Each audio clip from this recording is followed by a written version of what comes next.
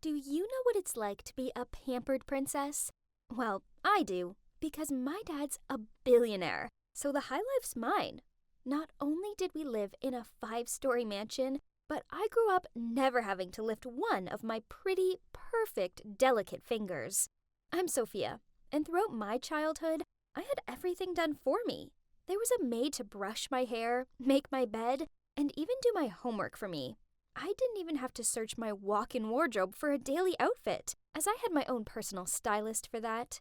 So what? I'm spoiled. But I can't help being so perfect. I'm far too gorgeous to be stuck in a stuffy classroom studying. Not when I could be partying or schmoozing with the stars at swanky cocktail balls. But then, one morning, after a particularly crazy night out, I arrived home with a makeup-smudged face and only one shoe. Dad frowned at me, and then he said, "Sophia, you can't carry on like this. You're going to college, starting next week." "But, Dad, I don't need to go to college. School sucks. Plus, we have enough money to last us several lifetimes. Let's just travel and have fun." But Daddy insisted I couldn't just sleep all day and party all night. Ugh! So, I decided to major in interior design for now. Some of the course was okay. I mean, I liked the pretty fabrics, but I just didn't see the point in being there. So, after a month, I dropped out and planned a long trip away with my besties. But there was one tiny problem, as paying for this trip would cost way more than my allowance could cover. So, I had no choice but to don my best puppy eyes look and ask my dad for money. "Daddy, please. College just isn't for me. But I really feel that going away for a while will help clear my mind." He snorted. "I highly doubt that, Sophia. You're lazy, self-centered, and you rely entirely on everyone to support you. You're 20, for God's sakes, so act like it." I pleaded back. "But Daddy, I just want to have some fun with my friends." "Then get a job, and spend your own money on whatever you like. But if you carry on behaving this way, then don't expect any more handouts from me. You're lucky that I still haven't kicked you out, Sophia. But soon—" "What? That's so unreasonable. He was my father. It's his duty to support me. Jeez, did he not love me at all?" I was so mad that I shouted, "You're just some sad, selfish old man!" Then I stormed out of there. I was instructing my maid to pack my suitcases when my mom came in and handed me a bank card, saying it's a secret between us two. Yay! Thanks, Mom. Now let the dream voyage begin. Wow, it really was heaven to me, with cocktails in the pool and lazy beach days. Well, at least, that wasn't until my friends said they wanted a day exploring. It was hot and sticky out there, but I didn't want to be left alone, so I reluctantly tagged along. We ended up in this small forest area, and I chose to sit under a parasol while my friends went to take a dip in the nearby waterfall. Because, duh, I wasn't ruining my hair for anyone. I didn't understand how this could be anyone's definition of fun. I just hoped that my friends would hurry back. Then I heard footsteps. I turned around, thinking it was the girls, but instead, there were 2 men with balaclavas on. Oh no, this couldn't be good. I jumped up to my feet and began to run, but my designer sandals weren't made for swift exits, and soon they caught me. I screamed out as a smelly cloth went over my mouth. After that, the world began to darken around me. I flickered my eyes open. Geez, it was so sunny. Where were my sunglasses? That's when I heard 2 voices, and I remembered being kidnapped. I heard the one man say, "Got her phone?" The other replied, "Of course. I don't want to upset the boss." I was so scared that I pretended to still be unconscious. Then suddenly, I heard the sound of the engine starting. I opened my eyes and saw the men driving away. Now, I was all alone in some field. What? Why would anyone kidnap someone, then just leave them in the middle of nowhere? My friends must be so worried about me. I needed to contact them. But how? I had no idea where I was, and no phone. Ugh, I should find a way out of this deserted place first, then borrow someone's phone. The kidnappers had left a bag next to me, which had a bottle of water, some snacks, and some gross-looking sneakers in it. Yuck! But I had no choice but to put them on, as my sandals were now torn. Ew! I would need so many pedicures to recover from this. I took the bag with me and started walking. After what felt like hours of torture, a farmhouse finally came into view. I whooped with joy and knocked on the door, but no one answered.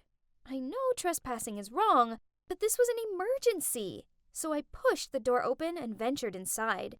I was just going to make a quick phone call, then I'd leave. But then I accidentally stumbled and knocked over a vase. A smashing sound broke the silence. I panicked and was about to run away, but from upstairs, a man came down and shouted, "Stop! Thief!" Before I could explain, he grabbed my hand and pulled me back. I tried explaining that I wasn't a thief, but he gave me a skeptical look and said, "Well, in that case, you can leave once you've paid for my vase. That's a collectible." What? This ugly thing? Ugh. I told him I would as soon as I made a phone call, so he doubtfully passed me his cell. I stared at it. Turns out I have never cared to remember any of my friends' numbers. I then thought about calling my parents, but no way. I was mad at Dad, and asking for his help right now only meant accepting defeat. No, never. I told the man I would pay when I got home, but he refused to let me go. After a while of arguing, he forced me to stay and work for him until I paid it off. He even made up an agreement and made me sign it. And what other choice did I have? Yep, I was completely stuck here. This was the worst day of my life. He said his name was Manson. Then he showed me where I'd be staying. This had to be a joke. It was a barn. Literally. There was an uncomfortable-looking bed in there, and I could hear horses neighing in the barn next door. Was he kidding me? I was sitting there in despair when my stomach rumbled with hunger, so I barged into the kitchen and ordered Manson to make me some food. But he just pointed at the eggs by the stove and told me to make myself something to eat. Sure, I'd definitely do that. If I knew how to cook? Manson just sat there smirking while I threw the whole egg into the pan and then spent the next half hour trying to work out how to turn the stove on. In the end, I gave up and returned to my so-called room with an empty stomach. If you think that was bad, well, things soon got a lot worse. At 5 a.m., a noisy rooster woke me up, and then started my disastrous days at the farm. I accidentally dropped the bag of seeds onto the floor and got them in my hair, so the chickens chased me around the pen to get to them. I slipped over in the pigsty. Ew! I chipped a nail cleaning out the rabbit hutch. I even fell into horse manure. It was awful. Then on top of it all, Manson was so rude. He just laughed at me struggling with everything. But then one day, it all got too much for me. I was exhausted and felt so dizzy that I stumbled and broke 2 baskets of eggs. It really hurt so bad, and I was even in tears, thinking Manson would be mad. But instead, he ran over to check on me. Then, he even cooked me a nice meal and told me that I'd been doing a great job, despite the accidents. Whoa, what's with this personality change?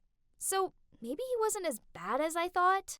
Over the next few days, I actually found myself enjoying Manson's company. We sat by the fire pit and watched the sunset. We went horse riding, and I managed not to fall off. And he even taught me how to cook. That's when I realized 2 things. Firstly, I'd been a brat. I was lazy, selfish, and I took everything for granted. But now I realized that with hard work came reward. And secondly, I realized that I liked Manson a lot. So I decided to do something nice for him. I gave the barn a makeover. It was just simple things, really. I put a rug down, added some plants, hung up a few pictures and fairy lights. Then I dragged Manson over to have a look. He peered around the barn, then smiled. "Sophia, This is so lovely. Then he awkwardly looked down at his feet. Look, I need to tell you something. It's your dad. He hired those men to kidnap you, then paid me to let you stay here. I laughed over that ridiculous joke, but then he continued. Your dad wanted you to change your outlook on life and understand the value of money. He only has your best interest at heart. Wait, was this all just a setup? With teary eyes, I looked straight at Manson and said, I was going to tell you that I have feelings for you, but I suppose you don't feel the same. I need to go. Please tell my father to send someone to pick me up ASAP, unless he's okay with me walking all the way back home without any phone or cash. Then I hurried out of there. He shouted after me, but I ignored him. I was so angry and upset. I continued walking until a car eventually pulled up alongside me. It was our family's driver. He took me home. Then I locked myself in my room, refusing to come out. It took a few days for me to calm down enough to go confront my father. And when I did, well, I found myself running into his arms and telling him how sorry I was. He looked so shocked. I finally realized that my dad only did that because he loves me, and he wanted me to see the true values of life. I told him I would resume my studies at college, but there was something else I needed to do first. I showed up at Manson's doorstep with some carrots for the horses and a new vase. On seeing him, he grinned, then gave me the biggest hug. Guys, life isn't all about designer clothes and expensive holidays. Sometimes a stinky farm full of even stinkier animals and a cute guy, well, that can be the best place in the world. As for the future, well, Manson and I are both taking it slow and seeing where it goes. I do have big plans for his farm, though. I'm helping him renovate the barns into holiday cottages so other people can sample the country life too. A part of me will always be a pampered princess, but as for the other part of me, well, it turns out she can make a mean egg bagel and outrun a pen full of chickens. Don't take life for granted. It doesn't matter how pretty and rich you are. Instead, there's far more to life than just that.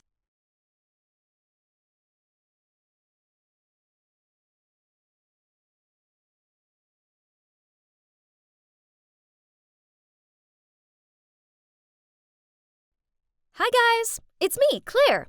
So tomorrow is going to be super exciting. I'm putting my life in your hands, literally, as I'm going to be doing a My Instagram Followers Control My Day video. Yay! Most influencers do this with options, but I trust you guys, so go wild. Just visit my Instagram, like this video, and comment on whatever you want me to do tomorrow. The comments with the most likes will be chosen. And don't forget to follow me to stay updated. As you can see, I'm Claire, and I'm a beauty influencer on Instagram. Of course, with this pretty face and eye for style, I already have loads of followers. But for someone who was born to be famous like me, that's not enough. That's why I'm doing this viral challenge. It'll get me tens of thousands of likes. Okay, that's it for today. Now I better get my beauty sleep. Gotta have glowing skin tomorrow. The first thing to do in the morning was to check my Instagram. 20,000 likes from my post last night. That's average. Let's see. I asked my followers to decide what I should wear and what I should eat for breakfast. And the most liked comments were about Y2K style and avocado toast. My favorite dish anyway. Easy peasy. I called the maid to prepare breakfast while I did my skincare routine. Then I made sure I took a cute selfie and uploaded it to my story. What a good start! Am I the cutest girl on earth or what? Okay, now I have to make a very difficult decision. Which bag best complements my outfit? This one or this one? I was still trying to decide when my phone rang.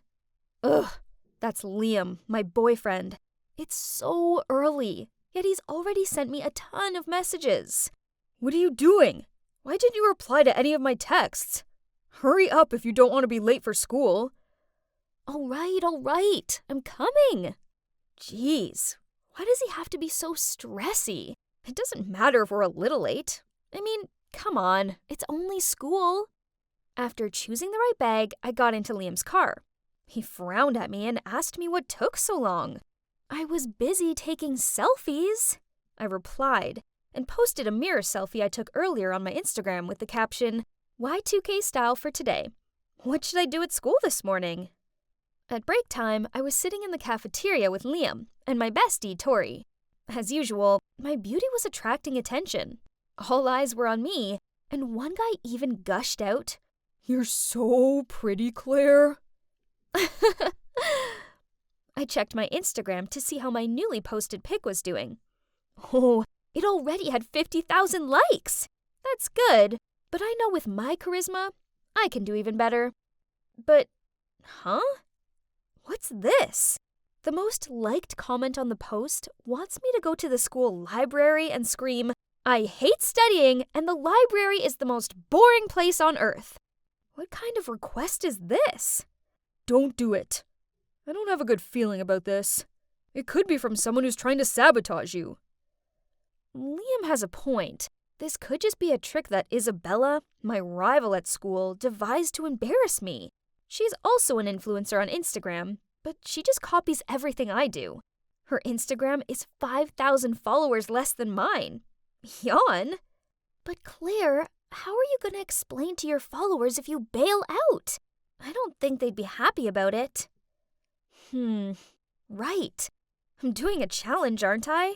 Can't stop after only 2 comments, especially because one from anti-fan. Besides, this is no big deal, right? Who even goes to the library anymore? So, I dragged Liam and Tori to the library. As you know, I need them to film me. Why was it so ridiculously busy in here? Since when did people actually want to study? I needed to get this over with. So breaking through the silence, I shouted, "I hate studying, and the library is the most boring place on earth." All eyes instantly fell on me, and I heard tuts and grunts. Then someone said, "What the hell are you doing?" Ugh, why is everyone in here so serious? I just shrugged and walked away. At least Liam and Tori had captured me at my best angle.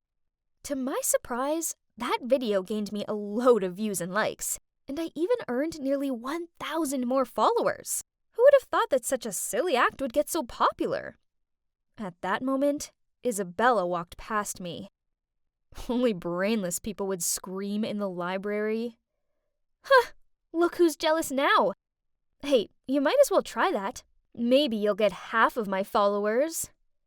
Isabella looks like she's about to explode with anger. But then she sneered and said, "Let's see if you're still laughing after you see what you've got to do next." What is she on about? I immediately opened my Insta to check. What? The top comment this time was from Isabella. She wants me to put a trash bag on my head and go to the mall. Ew, trash bag? I spent an hour styling my hair this morning. Isabella, you wicked witch. But, okay. If she wants to play, I'll prove to her that she's messing with the wrong person. Just like last time, Liam tried to talk me out of it. This is nonsense, Claire. Don't lower yourself to this level just for a few likes.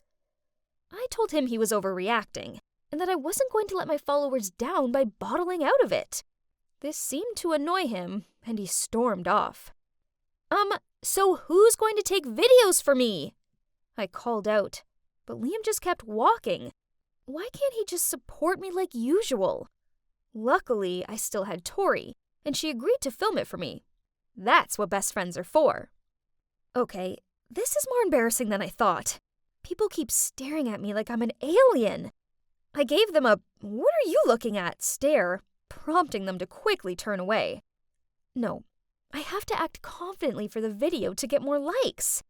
Looking over, I saw Tori cheering me on, so I took a deep breath, stood up straight, and did my best catwalk strut through the mall. My heart was pounding like crazy, even after we walked out of the mall. Phew, it was finally over. I then quickly opened up my Insta, uploaded the video I just shot, then texted Liam asking where he was. After that, Tori and I got in a taxi to his house. Liam was already waiting for me at the door, looking all serious when I got there. So I told Tori to wait in the taxi. Then angrily I shouted as I walked over to him, "You could have at least come and supported me. Do you know how upset I was when you just left like that? I wasn't comfortable filming you make a fool of yourself. I care about you too much." It's just a bit of harmless fun. Why can't you understand how important being an influencer is to me? I don't think I can be with someone who doesn't support me and my passion anymore. We should break up. Then I just walked away, not giving Liam a chance to explain. He quickly ran over and grabbed my hand. "Okay, I'm sorry. Can we talk it out?" It worked! I gestured to Tori, then turned around with a big smile at Liam.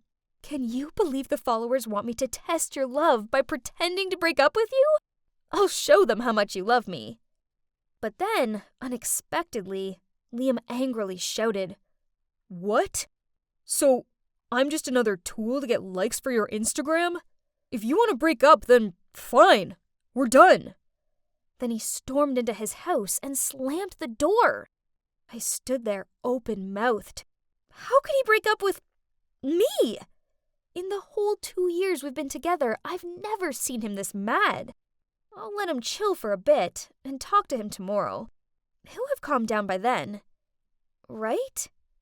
Look, Claire! Your shopping mall video has already reached 100,000 likes! Oh my god, what is this? People are going crazy for my videos. They say I'm so confident, wearing a trash bag and still looking stylish.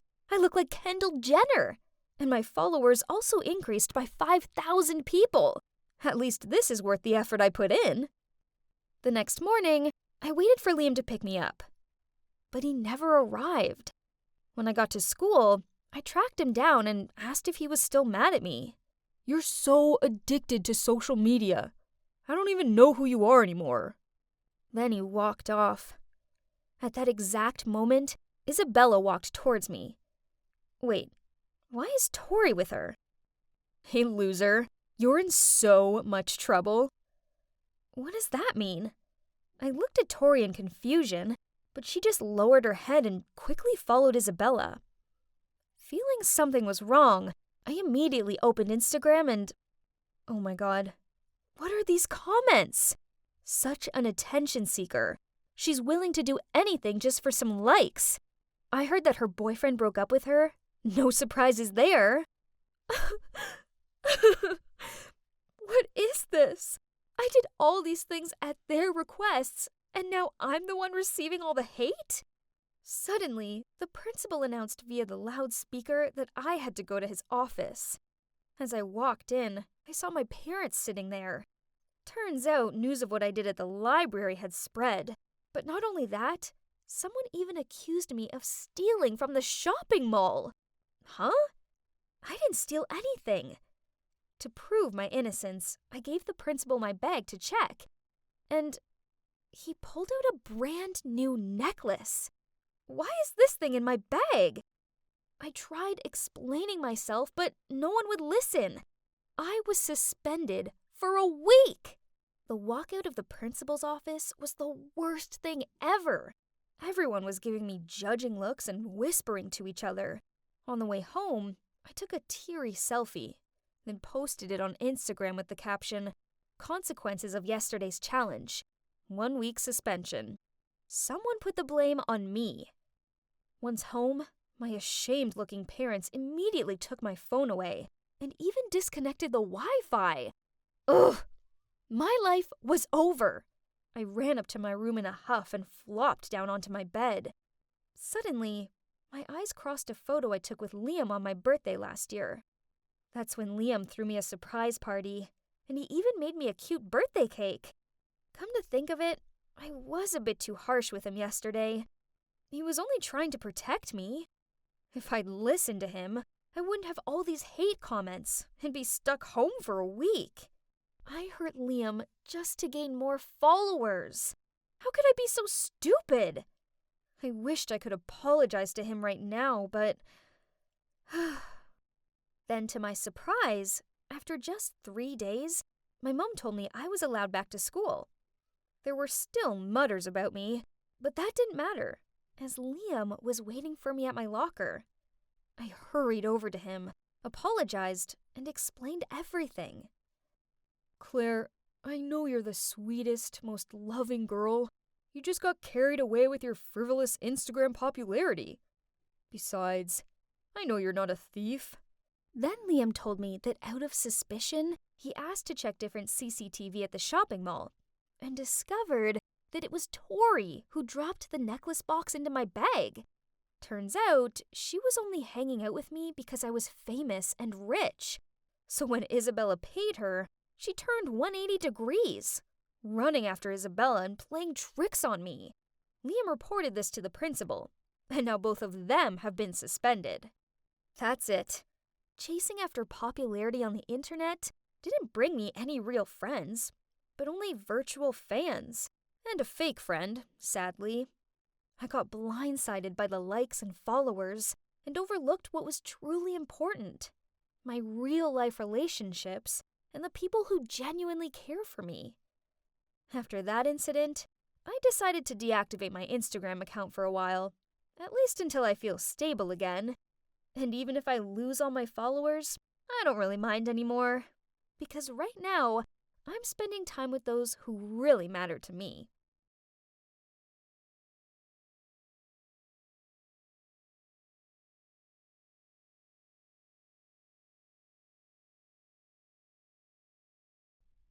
Yeah, here's another load of bills to add to the pile. Oh, hey, I'm Zoe, a recent graduate turned office worker with a lousy wage. I could barely afford to pay for food and rent, let alone think about my college debt. It wouldn't matter so much if it was just me, as I could live off of noodle soup. But I also had Birdie to think about, my little sister. Oh, she's back from school. Zoe, I found Daddy today! Huh? I looked at her with a wry smile. Actually, this was nothing new. You see, our parents died when Birdie was just a toddler, so now she longed to have parents just like her friends did. She often said to me, "Zoe, you're like my mommy, but Clara and Polly have daddies too, and I want one." She was so innocent that whenever she saw a friendly-looking man on the street, she'd ask me, "Is that my daddy?" Come on, come here. How was school today? Daddy is very handsome, and he lives in a big house. Come on, I'll take you to him. Oh, my lord. This wasn't a house. It was a mansion. Confused, I was about to question Birdie on this, but she started ringing the bell repeatedly. Before I could stop her, someone who appeared to be the butler came out and happily let us inside without questioning anything. That's odd. I sipped on my iced tea and peered around at the grandness of the place, absorbing the rich energy, when suddenly a very dashing guy walked over. There he is! That's Daddy! Huh? This was so confusing, and seeing her hug a stranger was super embarrassing. I had a talk with the guy to figure out what happened, and apparently he's called Harry, and he's 22 like me. Huh? That's crazy, as he looks and acts way older. As for the dad story, it turns out as Birdie was waiting for the school bus, she saw a woman drop her purse. So she rushed over and picked it up and was about to return it, but the woman turned around, saw Birdie holding it, and accused her of being a thief. Just in time, Harry appeared and claimed to be her father to settle the matter. Then he took her to the mansion and showed her around. So that's what happened. Oh, my sister. Birdie has told me everything. She's such a precious child. I'd happily adopt her. No way! Why not? You like being here, don't you, Birdie? Zoe, I really like it here. I can play with Oreo as much as I want. And now, I have a daddy just like Clara and Polly do. But I can't just leave her alone. Of course not.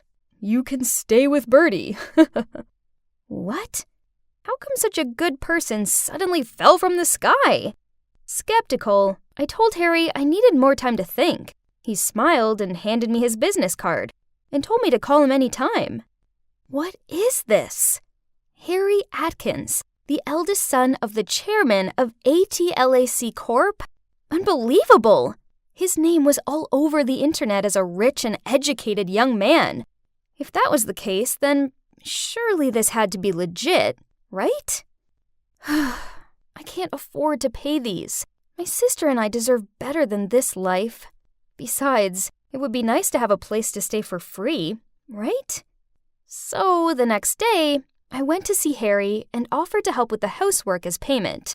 Harry agreed and presented a prepared contract. Contract? Okay. But there was a clause in it that required me not to mention that I was Bertie's sister. This was a little odd, but never mind. It didn't matter. Here was to our new luxurious life. Wait, but does that mean I also have to call him Dad? So, yeah, my new life began. And oh boy, it was crazy. A maid brought me breakfast in bed and did all my laundry. So much for helping out with household chores. There are actually more servants in this house than the number of staff in my office. So it's obvious that there's nothing left for me to do. Even so, I wanted to be useful, because hearing them calling me Miss made me feel quite embarrassed. However, oops, turns out I suck at house chores. Once I put Harry's fine suit in the washing machine and ended up ruining it, which made him pace up and down the room in anger. Also, he couldn't seem to say anything nice about me, always complaining about the flowers I bought or saying the muffins I spent hours baking were too chewy. He threw away all of my handmade stuff because he thought it was garbage. What a rude man! Oh, wait, he's not even a man. He's just a stubborn kid who doesn't care about other people's feelings. I tell ya, if it weren't for Bertie and that contract, I'd... Phew! But those are just small gripes. In general, our life here was great.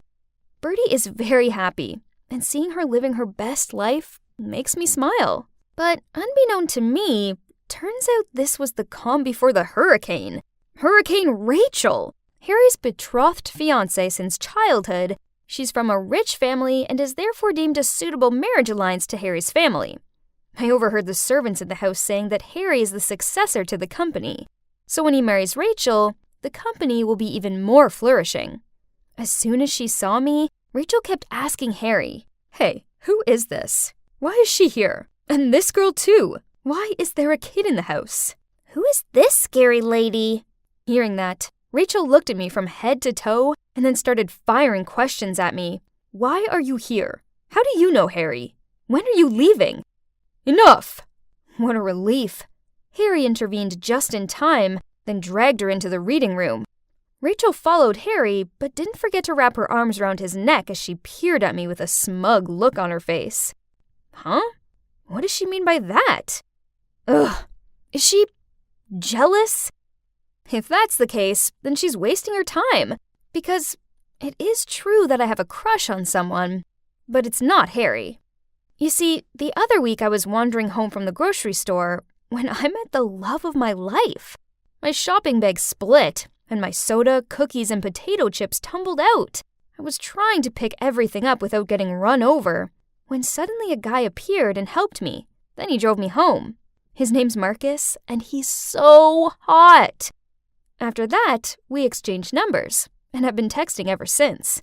Marcus is so easy to talk to, so I confided in him about everything, from Bertie being adopted to the fact that I'm now working as a housekeeper. He's so sweet and kind, and I feel like I can tell him anything. He's the prince of my dreams. Anyway, my strange life in the mansion continued. One thing's for sure, Harry was great with Bertie. For her birthday, he surprised her with a trip to the amusement park. I have to admit, we had a lot of fun together. Bertie made us go on the carousel 5 times. Then we got ice cream. Suddenly, I noticed Harry giving me this odd look. What? You have some ice cream on your lips. Here. He leaned forward and gently dabbed it away with a napkin. Just then, a crowd rushed in, and Harry reached out and pulled me and Bertie closer to him. Our eyes met, and... Why did I have goosebumps and a pounding heart? What did that mean? Did he do that intentionally or not? Why did I have this strange feeling? While I was still sinking deep in my thoughts, Harry stopped the car and said he needed to pass by his brother's place for some files. Huh? Isn't that Marcus? Marcus? I blurted out. You two know each other? I didn't answer. Instead, I turned my attention to Bertie. When we got home, I kept wondering why Marcus never told me who he was. I texted him to ask, and he replied that they don't get along, so he didn't want me to know. Despite all that, I stayed up all night thinking about Marcus. And also Harry. It's safe to say I was confused about everything. Then, Marcus and Rachel suddenly showed up at Harry's house one day with a load of groceries. Rachel announced that she was baking a cake, as it's soon going to be her birthday, and we should all assist. Okay, weird, but whatever. I was preparing the mixture when Marcus took my stirring hand and insisted on helping me. Suddenly, Harry burst in between us. Upon seeing this, Rachel yanked on his arm and pulled him away. My eyes widened in horror as I saw the mixture fly into the air and slow-mo splatter all over us. We stood there covered in cake mixture as we all exchanged dirty looks. Okay, so after that little display, I think it's clear to say that Harry has feelings for me. Later on, when Marcus and Rachel had left, and I was freshly showered, Harry knocked on my door and smiling at me said, Zoe, there's a family dinner tomorrow where you'll get to meet my parents. Don't worry, you won't have to say anything. As a way of saying thanks, I'll pay off your college debts. Okay, so that was weird, but at this point, I'd learned not to question it anymore. Besides, it would be so nice to be debt-free, and it was just dinner, right? I want to break off the engagement with Rachel. This is my girlfriend, and we already have a kid together. What? I almost blurted out, but Harry squeezed my hand to stop me from saying anything, so I sat there with a dumbfounded look on my face. Right at that moment, Marcus and Rachel burst in. Stop the act! Mom, Dad, this isn't his girlfriend, and that little girl is actually her sister. She's just some poor maid. Yes, that's right. I've known all along. I'm the one who told Marcus to pretend to like you to get proof. What is all this? Mom, Dad, I don't think a liar like him should be the heir of your company. I hope you rethink your decision. I didn't understand. What's going on here? Girlfriend? My child who? The heir of what? I just knew one thing only, that I was fooled by both my crush and Harry. I felt like such an idiot. So I quickly grabbed Bertie, packed up all my stuff, then ran out of that mansion immediately. Poor innocent Bertie seemed so confused. She kept asking where her daddy was and why she couldn't stay with him. I took what was left of our savings to rent a small apartment for both of us. Life went back to normal. Final demand letters and all. This was our reality. I knew that now. The last 2 months were like a dream. It was time to wake up. But still, I felt a pang of sadness whenever I thought about how Harry had fooled me. I was snooping around online and saw an article about how Marcus had taken over the company, only to end up bankrupt due to his poor decision-making. As for Harry, well, he'd founded his own startup, and it seemed to be doing pretty well. But then, one sunny day, I was on my way to pick up Bertie from school when a familiar person walked alongside me. Hey, it's a nice day, isn't it? Harry? What do you want? Look, I admit that at first, I was just using you to get out of my engagement with Rachel. But then, I want you and Bertie in my life. I love you, Zoe. Please come home with me. She's so pretty, just like a real-life Barbie. I wish my hair was as shiny and blonde as hers. This is what people think of me. But all I ever wanted was just to be a normal teenage girl, like everyone else. You see, ever since I was little, I stood out with my platinum blonde hair and turquoise eyes. People have always said I look like a Barbie. Hey, some of them even call me Barbie. My mom's always been super proud of my looks. She used to put me in princess dresses and sign me up for kids' talent shows, which I more often than not won. This led to media attention, and soon, I was invited to model for some big brands. Back then, I was super excited about this. I loved all the praise and pampering, but unexpectedly, it was that early fame that made me gradually lose my freedom. Nora, go get dressed, quickly. I'm not showing up late for Anna's party. Yes, Mom, I replied as I reluctantly grabbed the clothes my mom had laid out on my bed. Nora, your natural hair is so beautiful. Before I even had a chance to reply, Mom was in there bragging about my natural blonde hair. Natural? Yeah, right. So it has nothing to do with the fact Mom makes me bleach it once a month? She made a huge deal a few months ago when she noticed my hair beginning to slightly darken. Then Mom dragged me from person to person, boasting to them about my achievements. Ugh! This was so tedious. So, when she was absorbed in convo with some guy, I sneaked over to the food table and grabbed a slice of cake. I was about to put it in my mouth when suddenly, from behind, my mother's stern voice resounded. Nora! Put that down this instant! Huh? It's just a small piece of cake. I was hardly going to balloon up after eating it. Then, without giving me time to argue, she snatched it out of my hand and said, Eat that, and you'll have to skip dinner and do cardio for 1 hour to burn all those calories off. Do you still want it?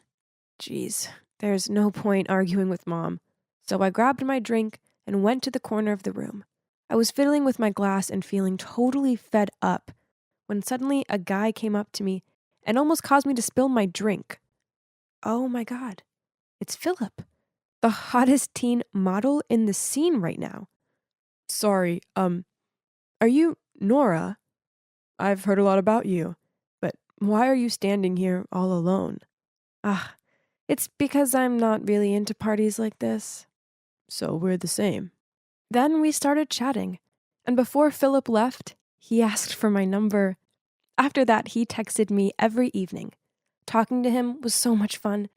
He was just so sweet and thoughtful, and he always sent me the funniest memes. How cute!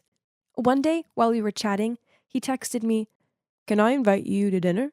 Let's say tomorrow evening. Was he asking me out on a date? Yay! But I had to ask Mom's permission first. Mom, do you remember Philip, who we met at Anna's birthday party? Can I go to dinner with him tomorrow? Sure, I'll drive you there. No need, Mom. Philip will pick me up. No, I said I'll take you. No matter what I said, Mom still insisted, and if I didn't follow, she wouldn't let me go. Jeez.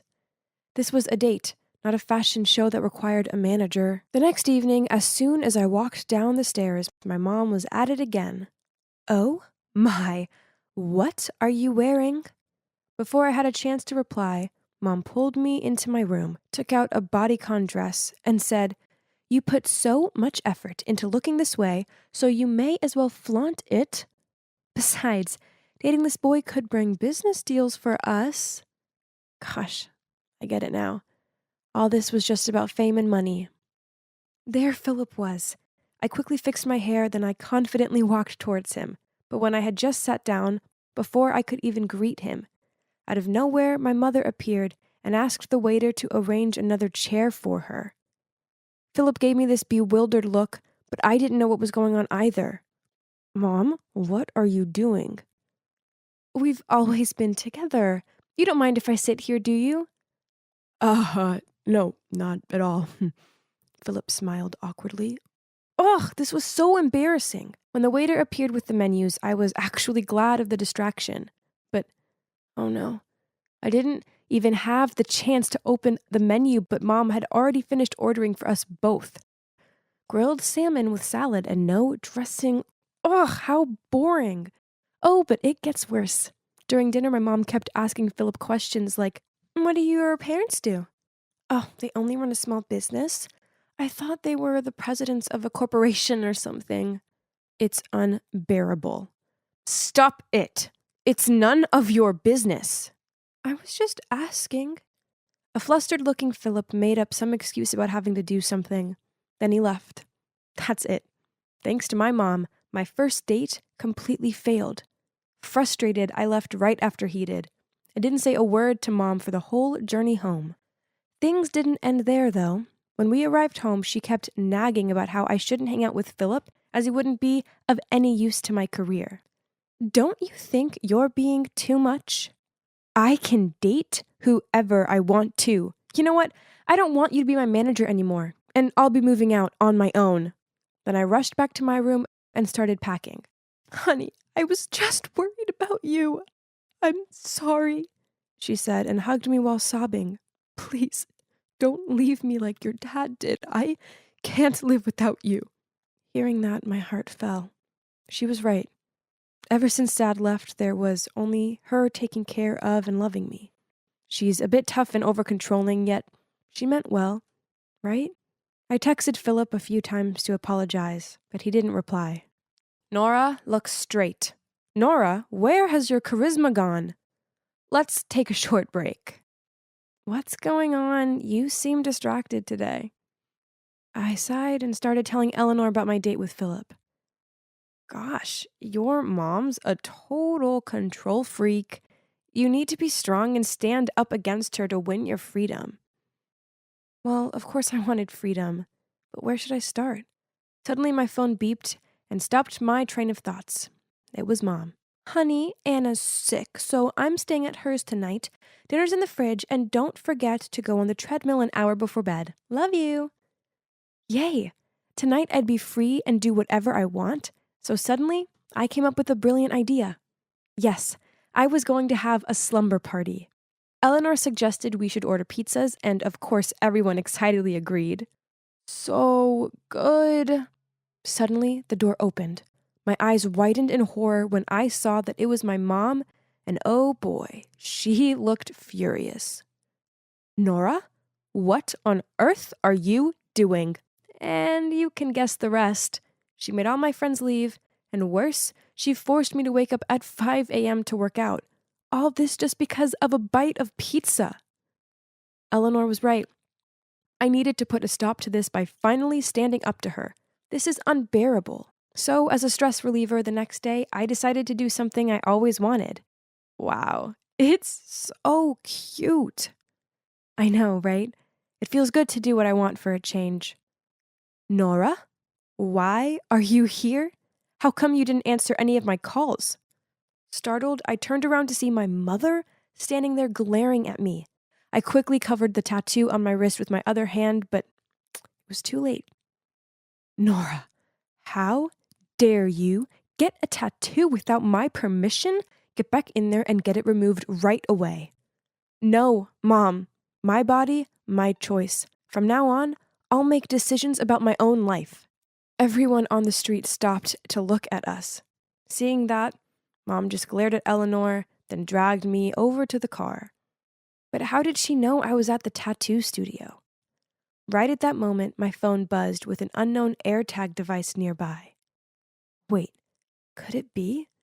I quickly checked my stuff and oh my God, it's true. Mom had stuck an AirTag into a hidden corner of my bag. Why did you attach an AirTag to my bag? So I'm aware when you do stupid things like tarnishing your body with some awful tattoo. As soon as possible, you're getting it removed. I'm 18. I can do what I want. Eleanor was right. You just want to turn me into a puppet to control. I knew it.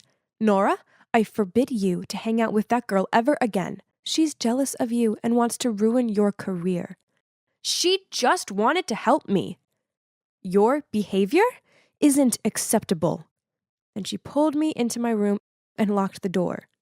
You can stay there until you see sense. I banged on the door and shouted till my voice was hoarse, but it was no use. 3 days passed. Mom still brought me food, but she refused to let me out. Oh no.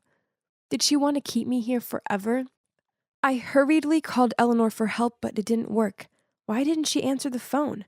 Then suddenly I saw an article reporting that a model had spoken up about how Eleanor had been tricking her to steal her vedette spot for a famous designer's upcoming show. And that model was me? Impossible. That did not happen at all. and I have not been in contact with the press, then a thought crossed my mind. Mom? That's right. As my manager, she must have said this to the media to defame Eleanor. Meanwhile, Eleanor must think it was me who did all this. Ugh, no wonder she was ignoring my calls. Angry and disappointed with Mom's behavior, I decided to confide in my Twitter. Unexpectedly, after only 20 minutes, my post was shared quickly and the hashtag #RescueNora was at the top of the search. But then my mom angrily came in and confiscated my phone. Don't expect someone to come here and save you. The next morning, I was awoken by loud noises from outside. Huh? What was going on? I went to the window and saw a crowd of people holding signs saying "Free Nora" and "Let Barbie out." But wait a minute. I spotted some familiar faces. Eleanor and Philip. They were holding a big sign saying, "We want to see Nora." Finally, under the pressure of the crowd, Mom was forced to release me. Honestly, I was grateful to the people who supported me, especially Eleanor and Philip. Thanks to them, I dared to finally break my mom's unreasonable control and grip and be myself. So, I decided to move into my own place. As for my mom, I want to forgive her, but it's hard. I just hope she realizes what she did was wrong. Then we can try to rebuild our relationship. Oh, and one more thing. From now on, I won't bleach my hair, just to get doll hair like before. I decided to keep my natural hair color. It may affect my modeling career, but so what? It's my natural hair, and I like it. Anyway, as you can see, life's good, as I have my BFF Eleanor and my boyfriend Philip by my side.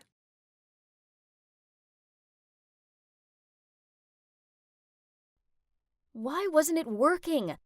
I followed all the steps, but still, nothing. At that moment, my best friend Harry walked towards me and asked with a confused look, "Hey, what you doing?" "Hey, Harry. I'm just working on this plan to become popular, but it isn't going so well. I changed my style and posted more on social media, but I'm still not cool." You're probably wondering why I was desperately wanting to be popular, right? Well, it's all because of my annoying hiccups. Last year, I was on stage performing the play Our Town when I suddenly started to hiccup, constantly. I couldn't stop, and the whole audience started to laugh at me. In the end, they had to replace me with my understudy. Not only was it the most humiliating moment of my life, but I've also been teased about it ever since. This year, I wanted to become popular. Then everyone would forget about the hiccuping incident. If only becoming popular was easy. "Hey, you could help me." "No way! Your plan is crazy!" At that moment, the new student, Amanda, passed by, surrounded by a bunch of other students. "Why is this girl so popular? I mean, she's only been here a week." "You don't know? She's Dustin's sister. He's already the most popular guy in school. So being his sister makes her popular too. Duh." "That's it, Harry. The fastest way for me to climb the popularity ladder is to date Dustin." At first, Harry seemed confused by this, but then he suddenly agreed to help me. With one condition, of course, that after I succeeded in becoming Dustin's girlfriend, I had to introduce Amanda to him. I knew it! He had a crush on her. Every guy in the school does. Fine, I'll help him, as I need Harry in this anyway. He plays a crucial role in my plan, and you'll soon figure out why. After school, I was waiting in a corner at the parking lot when Harry walked towards me, followed by Dustin. "I heard you're giving tutor lessons?" "Yeah, that's right. I don't take money. I just need..." "What do you need?" "I need you to pretend to be my boyfriend." Dustin burst out laughing, but then when he saw our serious looks, he stopped. You two are crazy, but I do need to pass math, so okay. However, my grades have to improve within 2 weeks. Then we have a deal." "Deal?" I grinned. "Within 2 weeks? That's so easy. What a catch." You must be wondering how we managed to pull that off. Well, Harry's on Dustin's soccer team and overheard the coach tell him if he didn't improve his math grade, he'd be kicked off the team. Basically, we used Dustin's weakness to get the deal. I know I had no chance with him by using my lousy flirting skills. So it's time to use my greatest strength, my brain. Pretty smart, huh? I started to tutor Dustin. Then after 2 weeks, he shot up 2 grades. And that's when he held up his end of the deal and pretended to be my boyfriend. The next day, Dustin and I held hands and walked into school. And just as I expected, everybody was gawping at us. I even heard them whisper about me, "Is that the hiccup girl with Dustin?" And, "Whoa, since when were those two a thing?" ha! And that's not all. Wherever I went, people would follow me. And in every class, everyone wanted to sit next to me. Finally, I was popular, and I loved it. I just finished tutoring Dustin at his house and was about to head home when his mom appeared and invited me to stay for dinner. Awkward, but I didn't want to be rude, so I said yes. Besides, this was a great opportunity to talk to Amanda. I was sitting next to Dustin at the dinner table when Amanda walked in and gave me a dirty look. What is she doing here? Amanda, manners! Okay, had I upset her somehow? After we finished eating, I helped Amanda clean up. I pulled some homemade chocolate cookies out of my bag and gave my friendliest smile as I said, my friend Harry, he likes you. I was wondering if... Without letting me finish my sentence, Amanda interrupted me. Sorry, let me stop you right there. First, I don't eat cookies. Gross. Second, I assume you're asking me if I want to go out with your friend, right? No, because he's a loser just like you. It's embarrassing enough that Dustin is dating you. Then she walked off, leaving me standing there dumbfounded. Oh my God, couldn't believe what I just heard. How could a person be so rude? Ugh. The next day at school, I wanted to tell Harry to give up on Amanda, but as soon as I caught sight of him, he ran towards me, hugged me, and said, "Emily, you're a matchmaking genius! Thank you!" Huh? What do you mean by that? Amanda just asked me if I wanted to come to her party this weekend. Isn't that great? Yay! What on earth was going on? But Harry looked so happy that I just couldn't tell him the truth. One thing's for sure, there's something sus about Amanda. Of course, I was going to that party too, 'cause I was Dustin's girlfriend, remember? Wow, we were actually at a cool kids party. Our first time ever. This was awesome. Harry even got a bit emotional. What a baby. Dustin and I teamed up to play beer pong, and it was so much fun, and unexpectedly, we won! We were so excited, and both of us cheered with joy and hugged each other without thinking. Oops, didn't see that coming. But what happened next was even crazier. Everybody started to cheer, "Kiss, kiss, kiss." Oh boy, they couldn't be serious, right? I just laughed it off and hoped everyone would stop. But no, they just kept cheering on. Suddenly, Dustin grabbed my face and kissed me right on the lips. I didn't push him away. Oh no, instead, I closed my eyes and got carried away. I even lifted up one leg. Oh, and FYI, that was my first kiss. After that, we both turned bright red and avoided eye contact. Ugh, my whole body felt hot like I was having a fever or something. Anyway, the party was everything I dreamed of and more.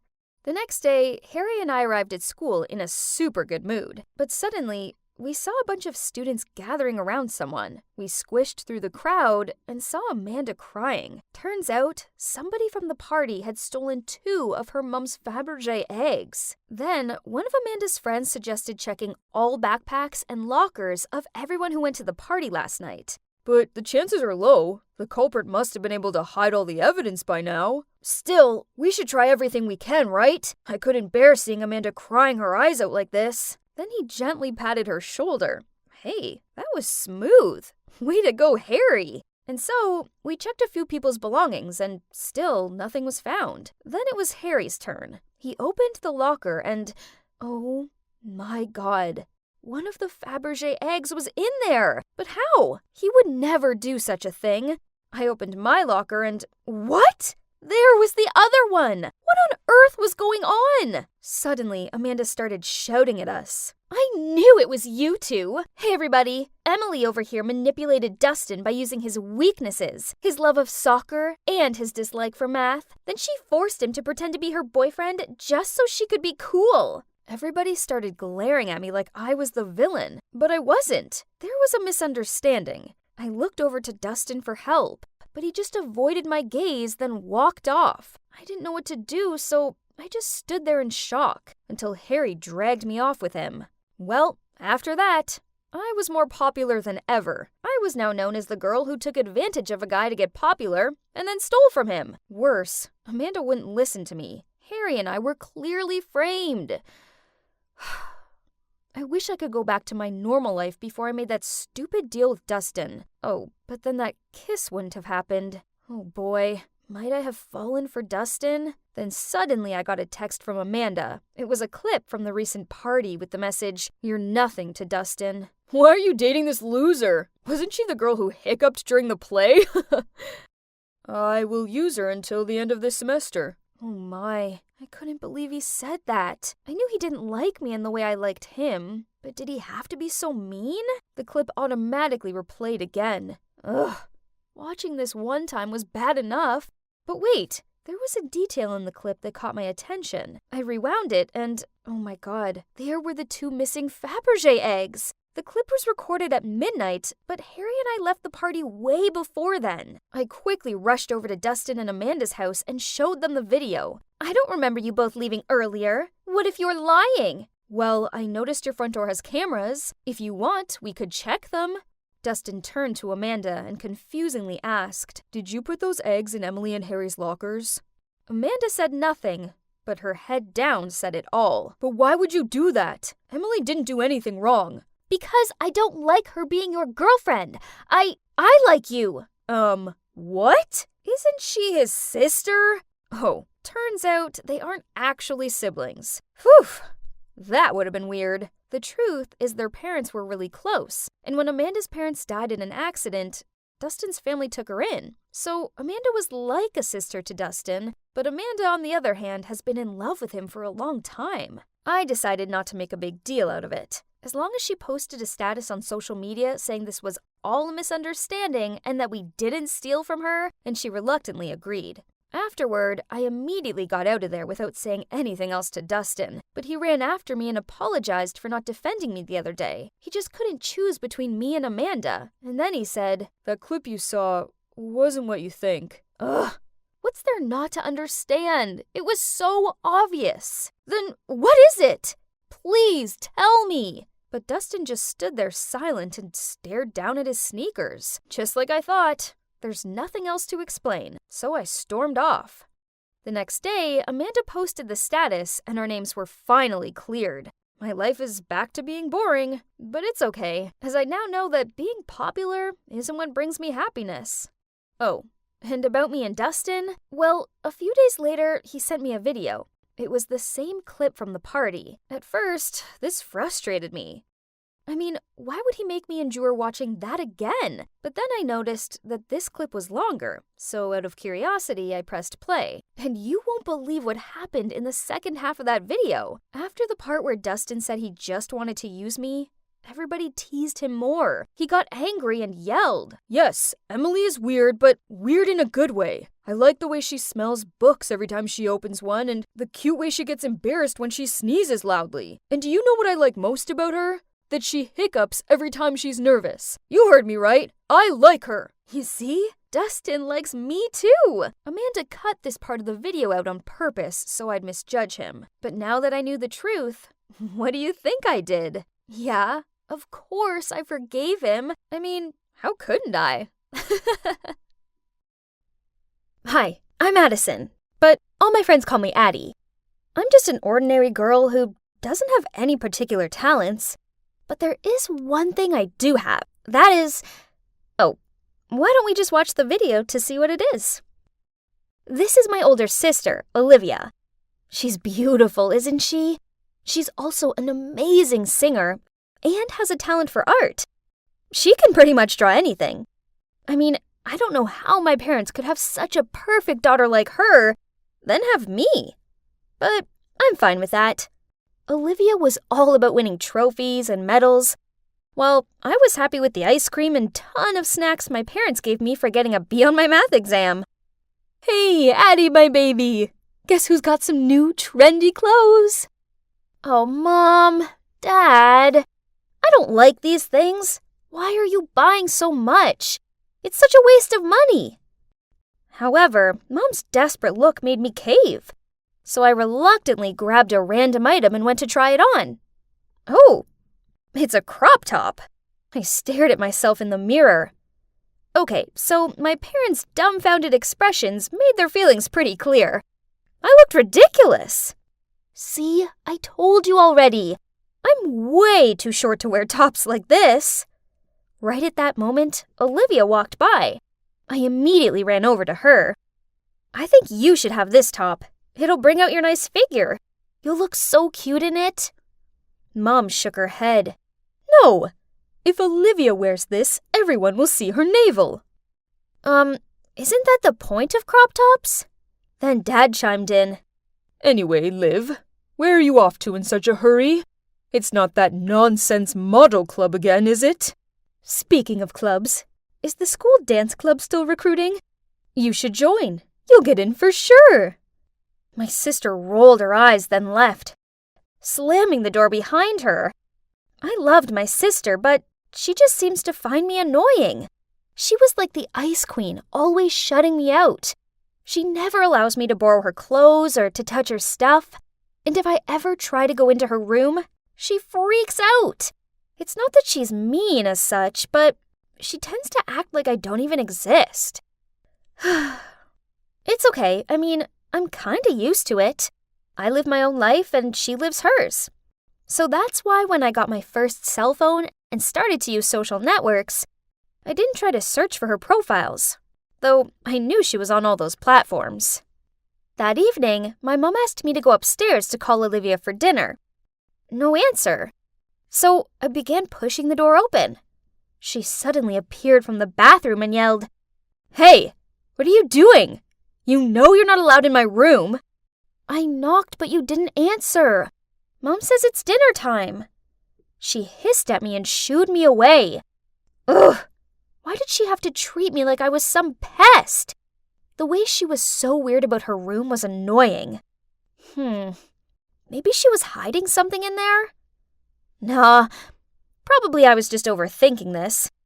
Olivia was always like this. Life went on, and my sister, well, she continued to distance herself from me. But then one weekend, I walked downstairs to find her cheerfully humming a song as she danced around the kitchen. When she saw me, she smiled and said, "Morning, sis. Come sit here. I made you breakfast." Okay. This was weird. I cautiously sat down and kept looking at her. Why are you so happy? And where are Mom and Dad? Mom and Dad just rushed off on some work thing. Then she put the plate in front of me, grinned, then continued. Mom made cookies this morning and told you to take them to Grandma's. Tell her I said hi. Oh, you're not coming with me? No can do. Sorry, I've got work to do. She continued to look at me, and I got the feeling she wanted me to hurry up. Before I'd even finished my toast, she passed me my jacket and bundled me out of the door. Having no choice, I made my way to Granny's while in deep thoughts about how odd this was. Until I realized that I didn't even have the cookie bag with me. I'd left it at home. Gosh! I immediately rushed back. But, why was there a strange car parked outside my house? I lingered back and watched as a middle-aged man got out of the car. Before he even got to the door, Olivia opened it and smiled at him. I dove behind a bush so I could carry on watching.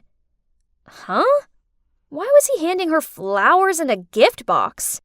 She happily took them from him and even leaned into his ear and said something. Oh my God!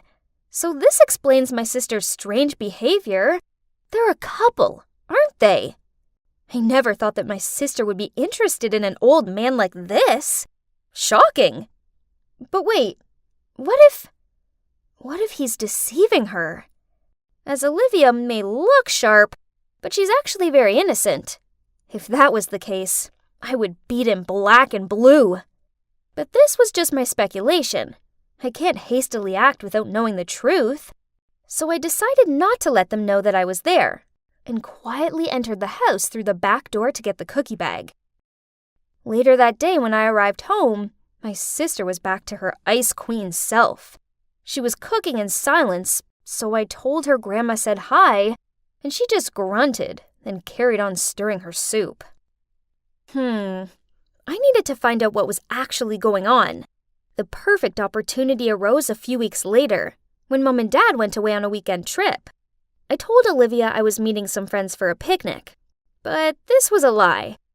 I actually hid in my faithful hiding spot and watched. As expected, the old man showed up and Olivia let him inside. The door was ajar, so I tiptoed inside and heard them laughing in the living room. I peeked in, and to my astonishment, my sister was sitting on the couch wearing the weirdest outfit ever. It was those kinds of clothes that only catwalk models wear, and most of all, she had this heavy makeup on and looked like a totally different person. The strange man was sitting next to her. Both of them were looking at her phone and laughing happily. Oh gosh, now everything was clear. From her reserved nature to her seemed-to-be secret room, it was all so she could continue to hide this age difference love story. I didn't know how to react now. I just kind of felt bad for her because she had to hide it.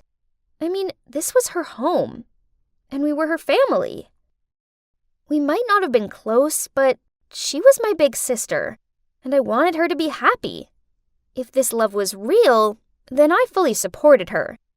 And if this guy turned out to be bad, well, then I'd protect her to the end. My parents returned that evening, so I set up a family movie night. A great idea for family bonding, right? I chose a romantic movie in which the main actress is much younger than her boyfriend. In the middle of the movie, I turned to my parents and asked, "Mom, Dad, if you were their parents, would you allow that relationship?" They gave me confused looks. Then Dad immediately asked, "Hey, Addie, don't tell us that you're in love with an old man, huh?" This startled me, but before I could say anything, the doorbell rang. I was about to go open the door, just to avoid answering Dad's question, but Olivia was faster. Not long after that, she turned back and shouted at me, "Addie, how dare you touch my phone?" "What's up, Liv? Who's at the door?" "Go ask your dear daughter Addison." She gave me a dirty look, then stormed up to her room. My parents immediately bombarded me with loads of questions. "What's happening here? Who was the one ringing the bell? Why that manner of Olivia?" Okay, the one who rang the bell was Olivia's boyfriend. So, earlier, when Olivia left her phone in the kitchen, I noticed that there was a message from a man named Henry Davis. I immediately searched for him on Facebook and found out that this was the same guy who'd been visiting her.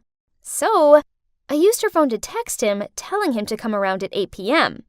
I thought it would be better if Olivia could make her relationship public with our parents. But, Hayes, it seems she didn't take it very well. Anyway, now I had no choice but to tell my parents everything. Their faces dropped, and without saying anything, they ran upstairs and banged on Olivia's door. But there was no reply. Instead, all of us heard a rattling sound from the back door, and Olivia had fled. Our parents' faces turned red, while I felt so guilty as I not only wasn't able to help her, but only worsened the situation. The next day, Olivia still hadn't returned. She also didn't show up for school, which caused my parents to freak out. Then I suddenly thought of Henry. Right. Why didn't I think of asking him from the beginning? So I immediately contacted Henry and asked him to help find Olivia. That afternoon, when I just got home from school, I saw Henry driving off. There was a note stuck to the door saying Olivia was fine, with an address below, and it also said if we come there at 9 a.m., we'll see Olivia. The next morning, we showed up earlier than scheduled. Huh? It was a studio, and just like Henry said, Olivia was there. She looked so glamorous and was so busy prepping for a photo shoot that she didn't seem to notice us. Henry welcomed us and started explaining everything that made my parents, as well as me, speechless. Turns out, The truth was far from what I thought. He was not her boyfriend. Instead, he's her manager. He saw Olivia's potential and guided her to become a photo model and a TikToker. The flowers and gifts were from the brand she was working with. And the other day, she wore that outfit and makeup for a TikTok video. After the shoot was over, we walked over to her. But she took one look at us and ran away. I managed to catch up with her, then said, "Sis, why didn't you just tell us the truth? We're your family. We'll always be on your side." "On my side? Really? You have no idea what it's like to be an outsider. It doesn't matter how many competitions I win. I'm invisible, while you get praised for just getting an okay grade on a math test. I want to be a model, but they don't want that for me. They want me to be miserable. I'd rather leave that house to do what I love." I was dumbfounded, and so were Mom and Dad, who by this point had caught up with us and heard everything she'd just said. Dad hugged Olivia, then in an emotional voice said, "Olivia, it's not that we forbid you from doing what you want. We were just worried for you. We just know that this industry can be complicated, and we don't want you to get hurt." "That's right. And it's not true that we love Addie more than you. You just excel at everything, and we just didn't want Addie to feel insecure. We're really sorry, Olivia. We all love you." "Oh no, Mom, don't worry. I never felt that way. Actually, I've always admired Olivia, and it made me sad when she ignored me." Olivia burst out crying, and our whole family hugged each other tightly. "Sorry to interrupt, but you must have had some idea about Olivia being an internet star already, right? I mean, it's easy to tell from her social networks." I shyly said, I don't follow any of her accounts. I thought she just wanted me out of her way." Henry then patted my head and showed us Olivia's social media accounts. And wow, she had millions of views and followers. We all watched some of her TikTok videos together, and she totally rocked it. Seeing how much this meant to her, my parents came round to the idea of her being a model, and they even thanked Henry for helping her. Then Olivia came closer to me. "Hey, Addie. I'm sorry for being so cold in the past. Turns out, you love me so much and will support me regardless. At least now if I really fall in love with an old man, I don't have to worry, right?" Then everyone laughed. Oh, even though my plan didn't, well, go exactly as intended, I still call it a success, because it all ended out great in the end. You thought it was all finished, huh? Nope, not yet. There's one more thing I want to show you guys. That night, for the first time, Olivia let me go inside her room. Wow, it was like a mini studio with expensive flashlights, a ring light, and a camera. And her clothes and makeup collection were super impressive. Oh, do you remember what I said at the beginning of the video about being an ordinary girl? Well, that hasn't changed. But now I can confidently say that there is one thing I do have, and that's an awesome big sister who loves me unconditionally. I was so nervous, like the most nervous I'd ever been in my life. I didn't even know it was possible for a press conference to get so crowded. Suddenly the flashes came at me from every direction. It was almost blinding, but the clicking didn't stop, as well as the sound of them calling my name. "Hazel, look here! Here, over here, Hazel!" Oh my gosh, why was this so chaotic? I started to panic, so I ran away. But I'd only taken a few steps before thump! Oh, these stupid high heels. Oh, hi. I didn't see you there. Well, let's be real, it's kind of hard to see anyone from this angle. Then from every direction, the reporters swarmed in like starving vultures, trying to take pictures of me. I was still confused and didn't know what to do when... "Gentlemen, please give her some space. Are you okay?" Robert, my adoptive dad, came to help me up. Excuse us, this is her first time attending such a crowded event. If it's all right with you, we'll help her answer your questions." Phew, I'd finally escaped the chaos. Or so I thought. As soon as he got into the house, Robert shouted, "Pamela!" which gave me the fright of my life. Didn't I tell you to teach Hazel some manners? How could you let her embarrass herself in front of the public like that?" Pamela looked mortified and kept bowing down and apologizing, but Robert was still furious. "If this happens again, you better pack your bags and get out of here." I felt so guilty. It was all because of me that she had been shouted at like that. But I'd done my best. Clearly it wasn't good enough, though. I tried to forget about it, but early the next morning, Pamela woke me up. She gave me a timetable and told me that from now on, I wouldn't need to go to school anymore, and that a tutor would come to teach me at home instead. What? Why all of a sudden? I asked Pamela in shock. It was because of yesterday's incident. The mayor has decided that you need to spend more time learning the necessary etiquette. Are you serious? He can't just keep me locked up here. No way. Hazel, listen, you should be grateful that you got adopted into this house. Keep in mind of everything Mr. Cornelius has done for you and obediently do as I say. Do you understand what I mean? Looking into Pamela's eyes, I knew I had no choice but to agree.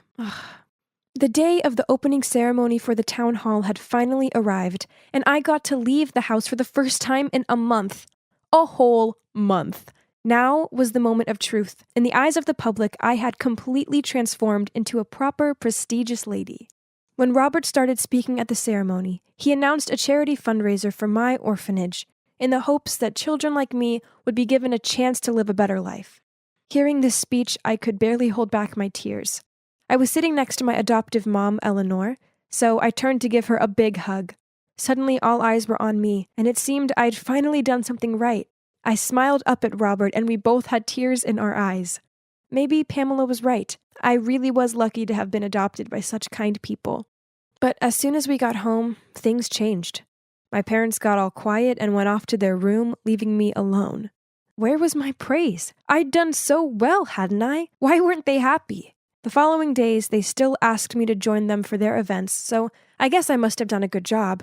And while the media and public were around, they were all touchy-feely and affectionate towards me, constantly praising me. We must have looked like the perfect family. But the minute we got home, they'd ignore me, and if they wanted to tell me something, they'd get Pamela to speak to me. It was so flipping weird. I actually started to feel quite lonely and depressed. And even though I was living in the lap of luxury, I missed the orphanage. One day, Pamela's daughter, aka the only friend I had in this enormous mansion, Paisley saw how upset I was and asked, "Hey, so why do you agree to move into this house? You're clearly unhappy here."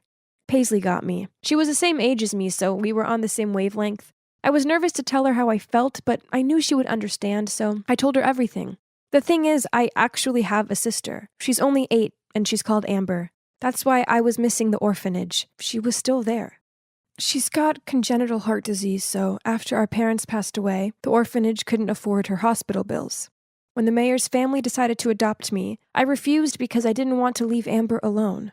But then Robert offered to pay for her medical treatments if I agreed, and well, the rest is history. You see, I can't just leave. If I did, what would happen to Amber? Oh, Hazel, I didn't know. I'm so sorry. But I need to be honest with you. One time I overheard Robert and Eleanor saying that you were the perfect girl to play this role. Huh? What role? That meant, were they using me for something? It didn't make any sense, but those words kept lingering on my mind until... One time, Eleanor asked me to join her at a charity event, which she said was going to be broadcast on TV. Our job was to prepare homemade food and give it out to the homeless.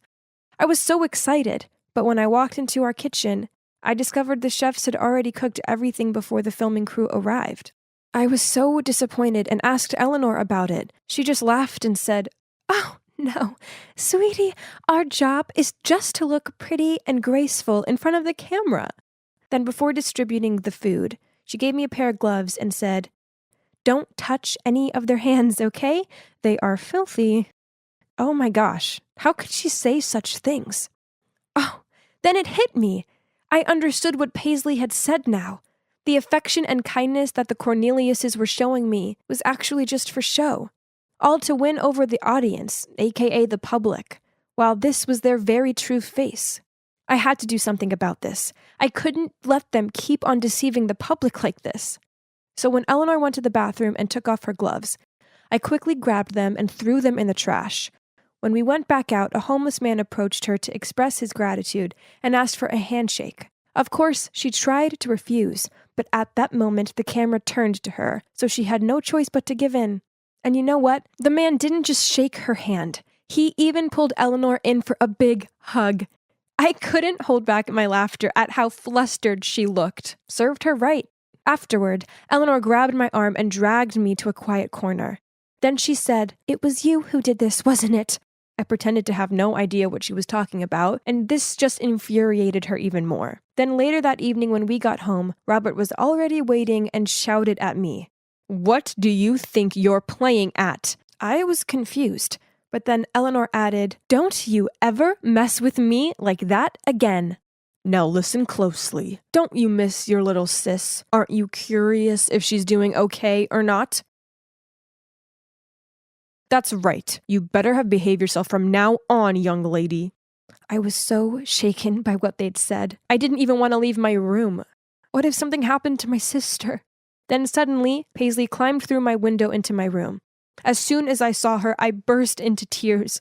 "Paisley, please help me with this. I need you to go to my orphanage and check on Amber and see if she's okay." A few hours later, Paisley came back panting. "Your sister? She's not doing good." What? But hadn't she been receiving money for her monthly treatments? Paisley shook her head. "The nuns there said they hadn't received a penny since you left. Now Amber is barely surviving." Paisley's words broke my heart. Those two had been fooling me all this time, and now my sister's life was hanging on by a thread. I had to get to the bottom of this. I walked past Robert's office, and that's when I overheard someone talking. Curious, I peeked in and saw a group of middle-aged men sitting around a table. One of them spoke up. "Hey, Robert, the election day is coming. Is that little girl still doing a decent job?" "Oh, don't worry about her. She's just a silly little kid. She believes anything I tell her, especially about her sick sister," Robert smirked. How dare he speak about my sister like that? I had to do something. I couldn't let this vicious man keep on fooling everyone like he'd done to me. So I took out my phone and started filming. "Speaking of which, how much charity money have we got so far?" $100,000, Robert said, and the room was filled with praise. "Gentlemen, by the time of the closing party for the charity this weekend, we should have almost $500,000 for the election campaign. As soon as I win, your business will continue to be tax reduced for the next 4 years." I had to cover my mouth to stop myself from gasping. So this whole time, he'd been exploiting me and the orphanage for his corruption?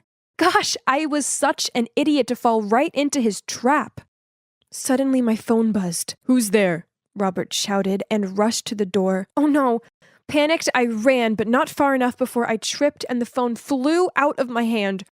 Robert and his men caught up with me, picked up my phone, and deleted all my evidence. They even took the phone away from me. He turned to me and said, "I've already warned you, have I not?" "You're a liar," I yelled.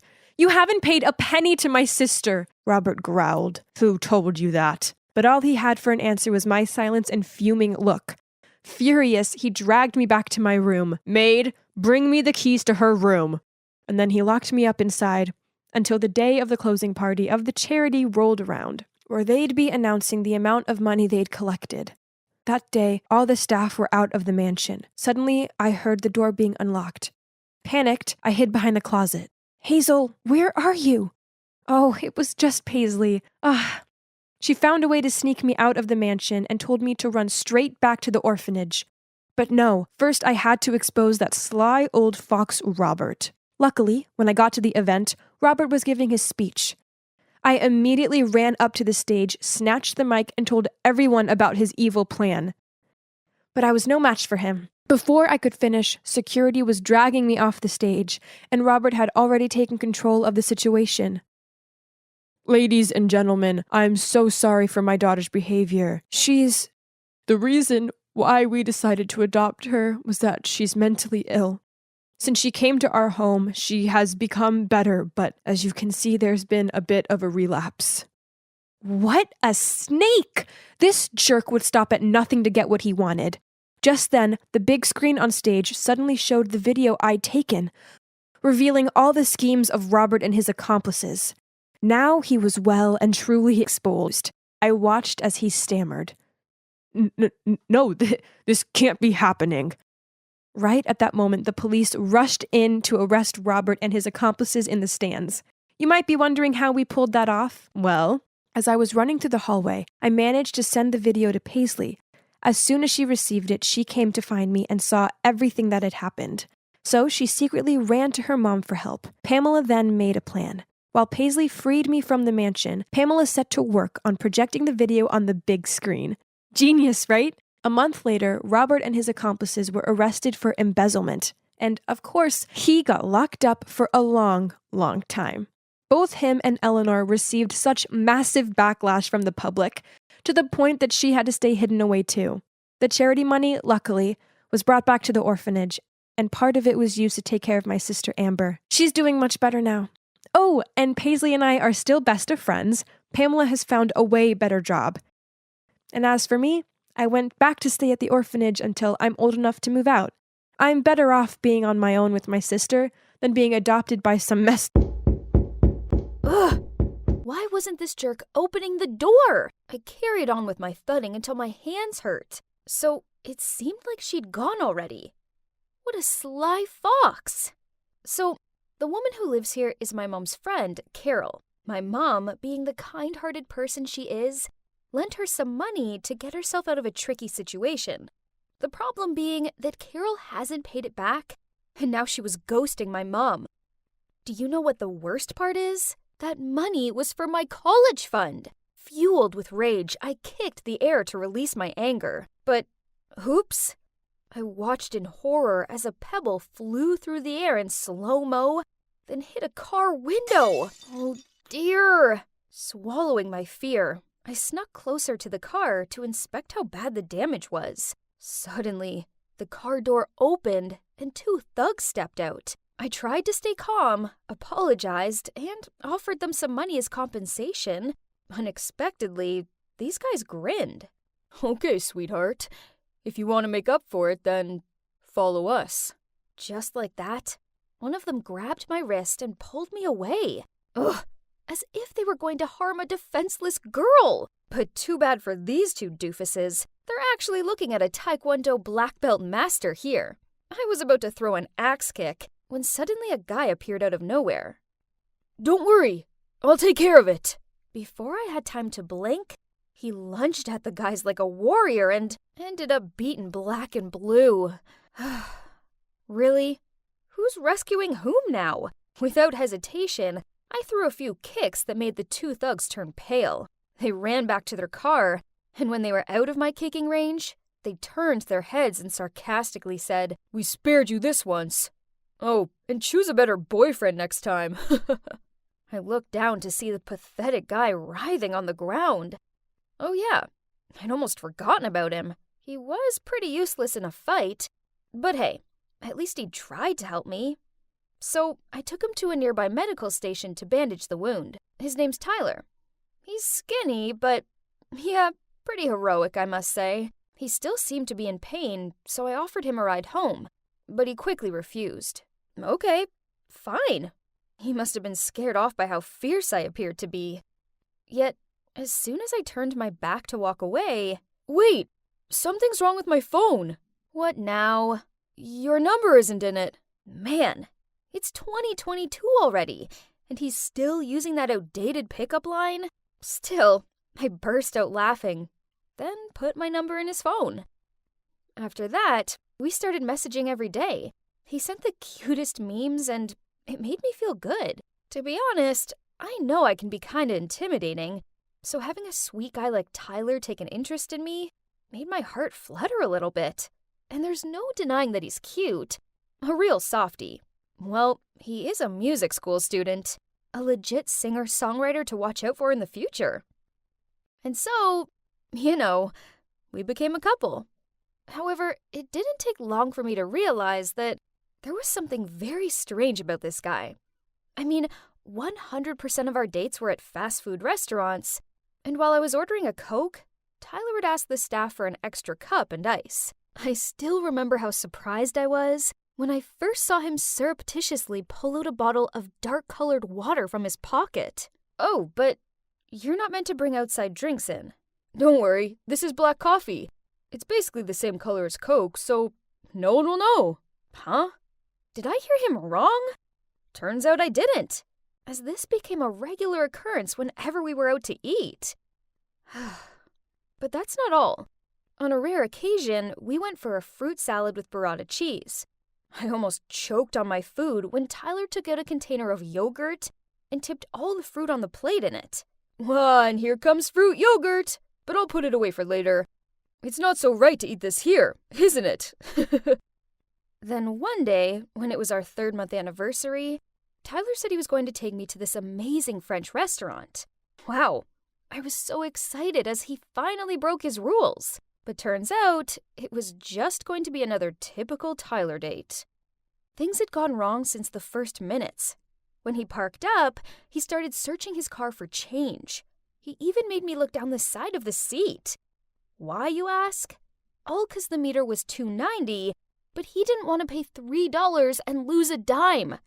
Seriously, a dime! He ran off to find it and left me sitting there alone and hungry for 20 minutes.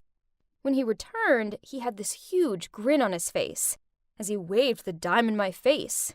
Oh boy, I was so mad. You're probably thinking it couldn't get any worse than that, right? Wrong.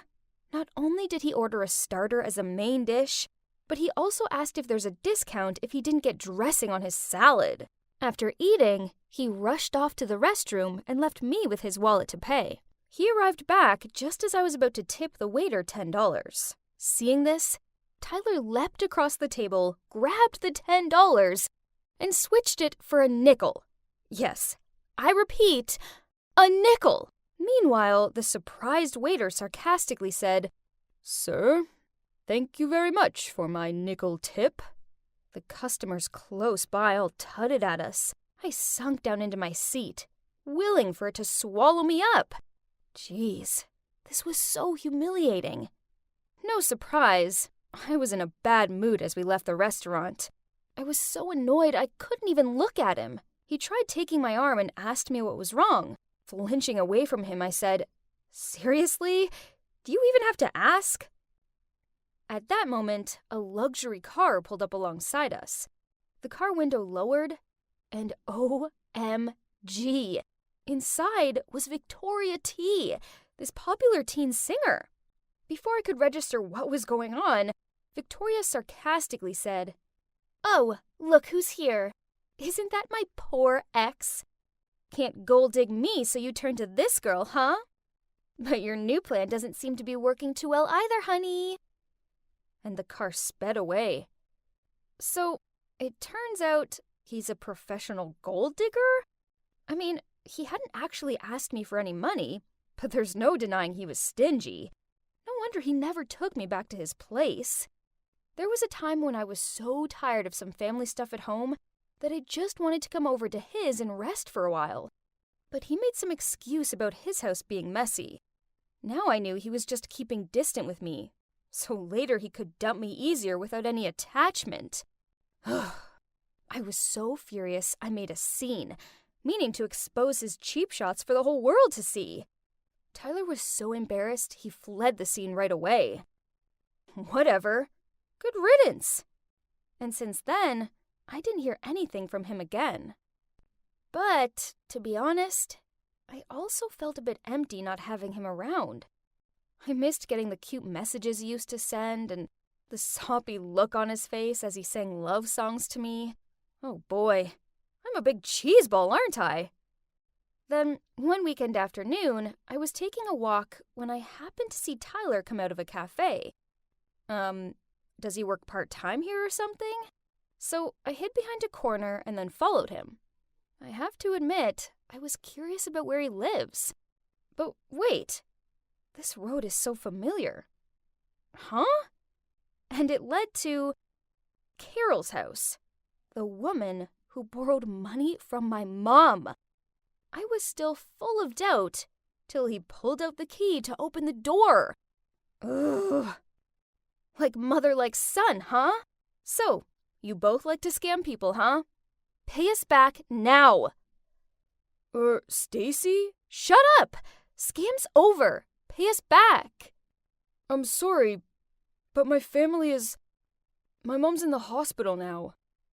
So I heard him out, and turns out it was just Tyler and his mom, and his dad had run off with some other woman when he was just a little kid. Growing up, times were hard, so his mom borrowed money to pour into stock investments, intent on providing them with a better life. Unfortunately, this only led to huge debts. All this stress was detrimental to her health, and now she was in the hospital, and Tyler had no other way but to live frugally to pay all the debt and hospital fees. Stacy, I'm so sorry for hiding all this from you. I'll try my best to work to be debt-free and make it up to you. Oh my heart fell hearing Tyler say that. All the angst just disappeared. Instead, I pulled him in for a big hug. He was a doofus, and he was my doofus, and I wasn't going to risk losing him again. On my way home, I kept thinking about ways in which I could help Tyler.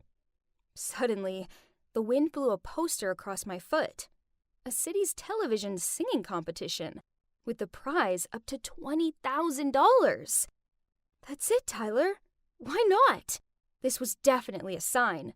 I sent Tyler a picture of the poster and told him he had to join. He was also really keen on the idea and started practicing really hard every day. He texted me each time he finished practicing, sometimes even at 2 or 3 a.m. The big day arrived. Tyler looked so cute in the suit I'd arranged for him. When he hit the chorus, our eyes met, which made me feel so sentimental. But out of nowhere, Victoria got up on stage, snatched the mic from his hand, and said, "My apologies to the audience, but I have to expose this person. He and his mom manipulated people into giving them thousands of dollars, then never paid them back. This kind of man doesn't deserve to be here on the stage. He'll stain the whole competition." Vic, I appreciate your feelings for me, but I already have the one whom I want to protect. I wish you could find someone good for you and better than me. Ladies and gentlemen, it's true that my family is in debt, but we do not and never run away from this. No matter how tough our lives are, I still live true to my conscience and my passion for music. I came here with a pleasant and carefree attitude, so I don't care what people say about me. I just want to give all of myself to music and the audience. Thank you. And now, I'll carry on with the performance. And then he started singing the song he wrote for me. At that moment, the music nerd was no longer there. Instead, there was a man with incredible inner power. I'm so proud of you, Tyler. Guess what happened next? Tyler won the first prize. I was bursting with pride. Then he immediately came to my house to give my mom the money. Huh? Please take it. Thank you for helping my mom when she had a hard time. Please find it in your heart to forgive her. She's sick and could use a good friend. Oh, but the thing is... So, turns out, Tyler's mom didn't borrow my college fund money. The two moms talked each other into stock investments. When they lost it, my mom didn't dare to tell my dad and me what she'd done, so she fabricated the whole lending money story. Ugh, Mom. Unacceptable. After that, the three of us went to visit Tyler's mom at the hospital and gave her the prize money to pay off her debts. She burst into tears. Then the two moms hugged and apologized for being so stupid that their kids had to deal with the consequences. Crazy, huh? But you know what? Thanks to all this drama, I found the one, who was also the debtor of my life.